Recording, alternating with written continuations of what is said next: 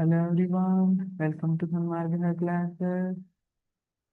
ಶಬ್ದ ಪಾಠದ 25ನೇ ಪ್ರಶ್ನೆ. ಸಂಗೀತ ಮತ್ತು ಗದ್ದಲಗಳ ನಡುವಿನ ವ್ಯತ್ಯಾಸ ತಿಳಿಸಿ. ಏನಿರುತ್ತೆ ಸಂಗೀತ ಮತ್ತೆ ಗದ್ದಲಗಳ ನಡುವಿನ ವ್ಯತ್ಯಾಸ? ಸಂಗೀತ ಕಿವಿಗೆ ಕೇಳಲಿಕ್ಕೆ ಇಂಪಾಗಿರ್ತದೆ, ಕೇಳಿದ್ರೆ ಖುಷಿ ಅನಿಸ್ತದೆ, ಮನಸ್ಸಿಗೆ ಸಮಾಧಾನ ಅನಿಸ್ತದೆ, ಶಾಂತಿ ಅನಿಸ್ತದೆ. ರಾತ್ರಿ ಕೇಳ್ತಾ ಮಲ್ಕೊಂಡ್ರೆ ಕೆಲವೊಬ್ಬರಿಗೆ ನಿದ್ದೆನೂ ಬರ್ತದೆ ಅಲ್ವಾ? ಚಿಕ್ಕ ಮಕ್ಕಳನ್ನೆಲ್ಲ ಹಾಡು ಹೇಳಿ ಹೇಳಿ ಹೇಳಿ ಮಲಗಿಸ್ತಾರೆ. ಹಾಗಿದ್ರೆ ಗದ್ದಲ ಗದ್ದಲ ಮಾಡ್ತಾ ಇದ್ರೆ ಮನಸ್ಸಿಗೆ ಅಶಾಂತಿ ಇರ್ತದೆ, ಅದು ನಮ್ಗೆ ಹಿತಕರವಾಗಿಲ್ಲ, ಅಹಿತಕರವಾಗಿರುತ್ತದೆ.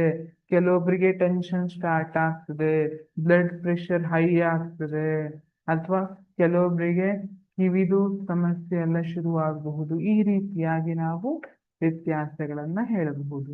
ಸಂಗೀತವು ಹೆಚ್ಚು ಗುಣಾತ್ಮಕವಾಗಿದ್ದು ಕೇಳಲು ಹಿತಕರವಾಗಿರುತ್ತದೆ ಅಲ್ವಾ? ಸಂಗೀತವನ್ನ ಕೇಳಬೇಕು, ಹಿತಕರವಾಗಿರುತ್ತದೆ, ಇಂಪಾಗಿರುವಂತಹದ್ದಾಗಿದೆ. ಗದ್ದಲ ಇದು ಕಡಿಮೆ ಗುಣಾತ್ಮಕವಾಗಿದ್ದು ಕೇಳಲು ಹಿತಕರವಾಗಿರುವುದಿಲ್ಲ.